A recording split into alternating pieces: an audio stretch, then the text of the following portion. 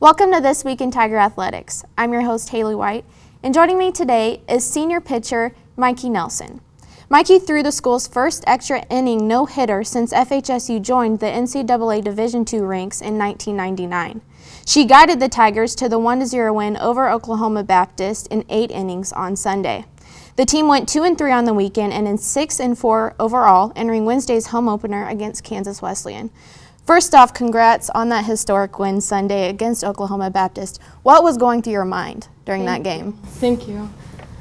During the game, I was just trying to give my team the best chance to win. I was trying to get ground balls, fly balls, the outs. I wasn't really focusing on throwing a no-hitter, of course, just giving my chance the best team to win. It sounded like the first inning was a bit shaky for you guys. How did you get past that and settle to dominate the rest of the way? My teammates. I could not have done that without my teammates. They're continuously supporting me. They're energetic. They have my back. They're coming up to me, giving me high fives, and just calming me down. At what point in the game did you realize things were going really well for you guys? The score remained 0-0 throughout the whole game. We were getting hits. We were getting on base. I knew our team was going to rally at one point. The defense was playing phenomenal. They were making plays behind me. It was going good. And you averaged around 13 pitches per inning. How important was it to keep the pitch count down against Oklahoma Baptist? Pitch count's really important during games because you don't want them to see as many pitches so you can keep their timing off during the game, and so my arm doesn't get as fatigued throughout. You forced 8 fly balls and 7 ground outs, along with having 9 strikeouts. How crucial was the defense behind you in the no-hitter? I couldn't have done it without my defense. Them making plays behind me just makes me feel more confident in my pitches and getting those ground balls. Was there 1 or 2 plays defensively that had you feeling something special was about to happen? I think strikeouts get my team pumped. Like in the innings, ending the innings, we're going inside, we're motivated. It gives us momentum to strike back and push a run across the board. And it's hard enough to have a no-hitter for a seven-inning game, but how much pressure were you feeling in the extra inning, knowing you had to continue to shut down the opponent's bats? You would think I would have pressure going into the 8th inning, but I knew my team, they had my team throughout the last 7 innings, and I knew if I just got ground balls, made them make contact with the ball, my team would have my back, because that's what they do. And then Taryn Caldwell come up huge for you guys. With a 1-out single to the left drive in the winning run. How big was her hit to get the 1-0 win for you guys? Taryn had an awesome day, all day. She came back stronger coming from the previous day. She stepped up huge for us. It was a big moment for her. Was anyone talking about the no-hitter game to you, or were they staying just kind of completely silent? No, I had no idea that I hadn't given up a hit. I was shocked. I didn't know until Taryn hit the walk-off when we hugged her, celebrated, and Queen Megan Jamison, came up and hugged me from behind and said, "You just threw a no-no," and I was shocked. You are second in the conference with 37 strikeouts this season, and you lead the MIAA with 19 batters struck out looking. How have you been able to fool batters this season with your pitches? Just setting up different pitches. My coach does a really good job at pitch calling, throwing them off guard, making them look, swing. Looking, I think, is just playing with the zone, what the umpire is calling and what's not.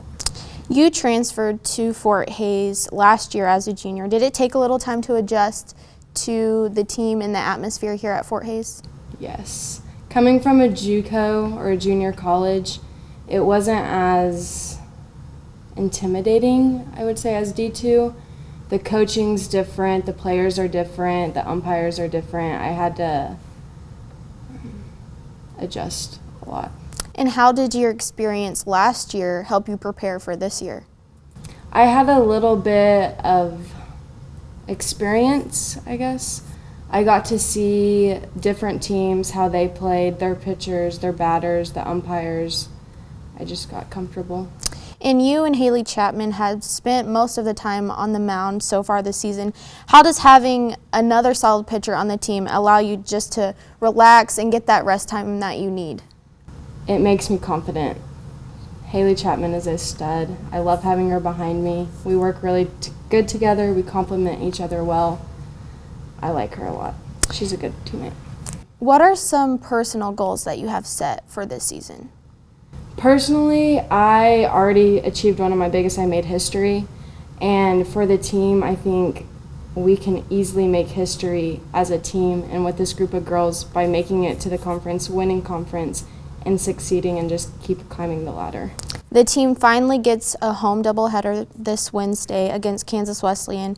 How nice will it be to play midweek? I think it will give us a bunch of confidence going into the weekend by playing on our home field, seeing our home fans, having a bunch of fans there to support us. It'll just boost our confidence going into the weekend. And home games are few and far between this year. How important is it for the team to remain mentally strong while being on the road so much, especially in this tough conference? Yeah. Going on the road and traveling, it tires you out, and being able to stay strong in your mental game is very important, and it's vital in succeeding in this game. The team was on the hunt for making the conference tournament last season but fell short. How has that fueled a fire for this upcoming season? I think it's energized us so much. We know we can do it. We have the ability to do it. Our coaches tell us constantly that we are good enough. We know it. We just have to play every game like we can, and we know how.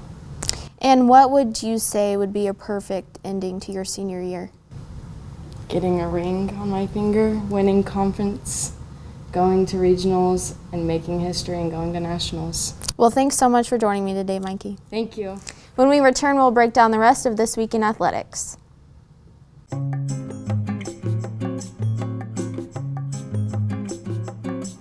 He often climbs to the third floor of Rarick without taking a second breath. No matter when he submits his assignment to Blackboard, it is considered early, even if it is 5 days late. The line at Starbucks parts when he arrives. He considers the homecoming bonfire a small flame for s'mores. Every time he walks downtown, it's considered a march to Maine. His doodles on scrap paper are framed and hung in Rarick Hall. Once he parked in a 30-minute zone overnight, and the campus police left him a thank you note and a gift card.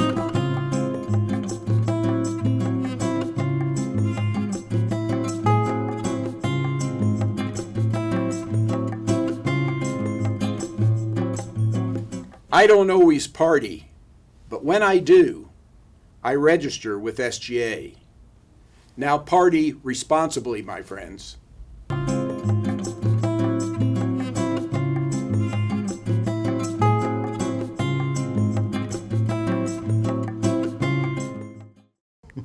Welcome back. Joining me now is FHSU SID Ryan Prickett, and he's going to help me break down the rest of This Week in Athletics. So baseball swept New Mexico Highlands in a 4-game series. Yeah, a great home weekend for our baseball team. Obviously, they're off to a great start this year. And it's nice to constantly play at home, I guess. We got the benefit of Colorado School of Mines being able to come here because of the snow in Colorado there last week. But to have this many home series on your home field to start the year, I think that helps with a lot of confidence in our players for one. But to see, just the humongous change that we've made from last year, obviously 28 new guys on the team, as out of the 35 that we have, but they're all impact players, and they've all come in and played their role and played their part, and it's great to see this transformation happening so fast. And there's a lot of season in front of us yet. I mean, you can't start thinking, oh, we're 9-3, and hey, it's going to be a great year. We've got a really tough schedule in front of us yet, and but to do that, knowing that where the team was a year or two ago, and New Mexico Highlands has been one of those teams we've been playing early in the year, and they literally handed it to us back on their home field here a year or so ago. And to see us make that transformation, be the team that's doing that right back, I think that shows how much our program has taken, stepwise going forward. And some great results and really some close games, to see how we came back in that third game where we're down big early on, like I think it was 8-1 or whatever it was. And, a lot of teams could just fold the tent and say, well, it's just not going to happen in this one today. But our guys had the confidence that they'd keep fighting. They got themselves back in that. We had a huge, I think it was around the 5th or 6th inning where we put up 7 on the board and flipped the script. And, it's just one of those things where you got to believe in yourself as a player. And I think our guys have that mojo right now, and they believe right now that they can be one of the best teams in the MIAA. And then to hang on in Game 4 the other day, got down 5-0 early, but then Ryan Reuter really settled in on the mound, and even after giving up 5 runs, he didn't give in, and then just buckled down. And then his team eventually, we started kind of chipping away. Their pitcher was really good on Sunday, and we kind of chipped away at it. He had a good curveball, and we struggled in some situations, but eventually he had to come out of the game because he had thrown so many pitches. And I think that was another key, was us getting to their bullpen this weekend.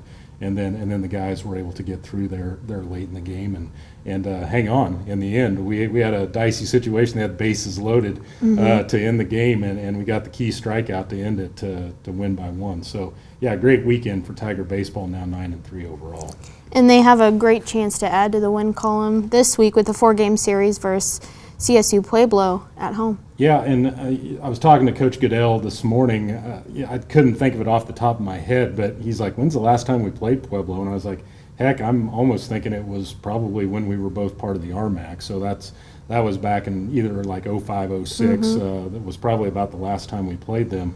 One interesting thing, if somebody's followed Tiger baseball for the last 20 or 30 years, CSU Pueblo's coach, Stan Sanchez, is still there.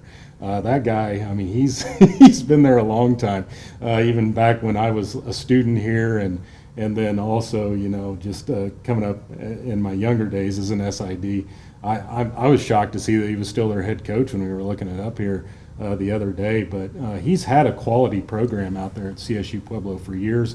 Back in our old rivalry days of the RMAC, they used to be known as Southern Colorado before the school changed its name to Colorado State University Pueblo. So some people know it as, hey, Southern Colorado's coming to town, but it should be an entertaining series. There was always kind of a close rivalry there between Fort Hays and them back in the RMAC days, and we're going to rekindle it this weekend here at Larks Park, so it might bring back a little bit of memories. So. Yeah. Pole vaulter Ryan Stanley of track and field picked up his 6th provisional of the season, as well as Summer Craigle for the women in high jump, along with other Tigers with solid finishes. Yeah, it was a good weekend for the track and field squad all around. They did really well. Ryan Stanley, obviously, and then Summer gaining a provisional in the high jump. But Ryan obviously is one of the top 4 or 5 pole vaulters in the country right now with the results he's put up. I think right now it's just keep his legs under him and stay fresh for what's probably going to, ultimately he's going to go to nationals because of where he sits in the national performance list. But yeah, people like Summer Craigle and a few of our other athletes are still trying to gain those provisional marks to try and probably be up in that top 15 or 20. And Summer got herself into that mix, but she's right on that cut line right now. So if we have any other good performances from some of those individuals on the list here in the next week or so, she may have to go out there and still up that mark just a little bit more to see if she can get into nationals. And as the regular season wraps up, they'll be at the Nebraska Tune-Up on Friday. Yeah, it's coming down to the wire now in indoor season, I guess, as you want to say. And we got the conference meet coming up here before too long, and then we'll see if any of those marks that they've put up throughout the season allows them to get to nationals. But heck, turn the page here or the calendar in about a month, and it's going to be outdoor season too. So it all just bleeds together, but it's coming down to the wire now in the indoor season. Men's basketball split its week of play, beating Central Missouri 65-50, but falling to Lincoln 74-71. Yeah, it was another great week for men's basketball. Obviously, tough road games. I think any road game in the MIAA right now on the men's side is a tough game. Trying to go win in somebody else's building And our men getting that win over Central Missouri, that was huge because we were tied with them in the conference standings and we moved up another notch into ninth. But we're only going to meet them one time in the regular season. So when we get down to all those tie-breaking scenarios at the end of the year for potentially getting into the conference tournament, that's a humongous win in case we wind up tying them for, say, 10th or for 9th or whatever. We're going to have the tie-break over the top of them to either stay in the picture or get in the tournament or whatever. The one that it is just a little bit disheartening that we didn't get that one at Lincoln because we had a lead and we're controlling the game probably all the way up till about 12 minutes to go. And then unfortunately our offense just kind of fell cold. I think there was a spell in there where we went about 1 of 8 from the field, turned the ball over a few times, and that's just kind of the perfect recipe for letting a team on its home court right back into a contest. And Lincoln got themselves right back into that thing, and by about 8 to 7 minutes to go in the game, it was just a dogfight from there on out. And we were lucky in the end to have the opportunity to get free throws to tie the game, and they missed a shot in regulation, so we were kind of like, oh, okay, so we got to overtime at least. But that one was kind of back and forth too, where they got up 4, we came back and tied, then we got up 3, and then they come back and tie. So it was just the tug of war all game long, and unfortunately we were just didn't have enough time on the clock, as they might say, to have it go back our direction eventually, and we just ran out of time basically. So, and that was a team that's right in front of us in the conference standings too, in 8th. So that's why it stings a little bit too, because you feel like you could have jumped up even another notch. And now, going forward, it's going to be tough here in these next 2 weeks. We got 2 tough teams coming in here to the Coliseum this next week. Yes, Rogers State on Thursday and then Northeastern State on Saturday. Yeah, Rogers State is a team that's just barely probably sitting outside of the top 25 nationally. They were right on the cusp of getting in, and then they lost a game. So that's a team that's trying to accomplish that. That's probably like, oh man, we were right there, but they didn't quite get the job done. But they're going to be a formidable opponent. I feel like we played really well down there. It was just kind of like talking about what we did in that Lincoln game, where we had control, we were playing well, and then all of a sudden we hit a dry spell, and they came all the way back and just got past us in the second half. And Northeastern State's a really good quality club too. They're well coached by Mark Downey. He's had good teams wherever he's gone, and he's transformed that program. He's turned them from not so good about 4 years ago to now they're one of the better teams in the MIAA as it stands right now. So 2 tough games. Like I said, 4 games to go in the regular season. I almost feel like I think our men are going to have to probably at least get 2, maybe 3 of their final 4 to feel comfortable about where we're at, because we're tied for 9th in the MIAA right now, which is barely in. But you got those teams sitting right behind us like Central Missouri and Emporia State that are looking to, maybe try to sneak in there right at the end of the thing. So we'll see how it goes here in the next 2 weeks, but 2 huge ones this week here at home. And the women also split its week of play, falling to Central Missouri 76-69, and then beating Lincoln 86-55. Yeah, and another one, the Central Missouri game, that was huge for our women in the sense of probably like the region rankings, or what we're probably going to see in the region rankings this coming week. They finally do come out midweek, and I'm just not quite sure about our women right now with the 2 straight losses before we went to Lincoln and won. I felt like we were comfortably in the NCAA tournament picture, and now I feel like we're probably right on that cut line for like maybe the 8 or 9 seed. And it's just going to be a matter of how we see all these rankings spit out here as they come out this week, but and kind of have an idea of where we sit, I guess, with all the formulas and things. They'll run the math on all of it, and we'll see where we spit out there. And they have a committee that talks about it too and says, well, this team beat this team, so maybe we should consider that they should be over top of them right now. So they take a lot of factors into that. But the Central Missouri game would have been huge if we would have got that one, because Central Missouri is one that's probably solidly in that top 8 right now. And obviously they're leading our conference too. And to have a chance, we were right there with them with about a minute to go, and we had a wide open shot on a 3-point attempt that could have, I feel like, changed the entire complexion of the game. If we hit that shot, I feel like we probably go on and maybe win that game. I mean, I know it's still a hard ask. It's their home floor. They might rally in the last minute, but just the way that game felt and the way it was going, But then we fouled them on the other end. They hit a couple of free throws, and we come down, don't get the job done on our possession. They go shoot 2 more free throws, and all of a sudden it just gets away from you in the last minute. So that was unfortunate how that one came out. But to bounce back and get the win at Lincoln against a team that's completely winless in conference play, that's one they knew they had to get. And there's just going to hardly be any margin for error the rest of this regular season for our women if they really want to get back to that NCAA tournament, because if you don't play well enough down the rest of the stretch of the conference season, you're basically going to have to bank on winning the conference tournament to get in. Mm-hmm. So. And tip-off for the women at Gross this week will be at 5:30 on Thursday, followed by 2 p.m. start on Saturday. Yeah, and a couple of squads, obviously, talked about it. On the men's side, we got Rogers State and Northeastern this week. Now, on the women's side, those are 2 teams that have struggled mightily this year in conference play. So we feel like, hey, with the 4 that are remaining on the schedule right now, those are the 2 that you have to go and win those games, especially on your home floor. But we got 2 tough ones sitting out there in front of us the following week at Central Oklahoma and at Newman. And Newman obviously showed when they played here, even though they're lower in the conference standings, they're capable, and they played with us for a while in that game, and that one scares me a little bit on the road. And Central Oklahoma, definitely, they beat us here. But to help those region rankings, if we go out there and beat them on the road here in a couple of weeks and take care of business at home this week, let's not look past this week, but just looking ahead, that's going to be a huge game here in a couple of weeks, as long as we take care of our business this week. And then finally for the Tigers this week, wrestling fell to 3rd-ranked Nebraska Kearney, 34-11. Yeah, and Nebraska Kearney's just one of those elite teams in Division II all across the board, and I can't even remember what they are in the national rankings right now, like number 3, third ranked right there. So, but they've just been up there in the top 5 for probably, it feels like, almost a decade and a half.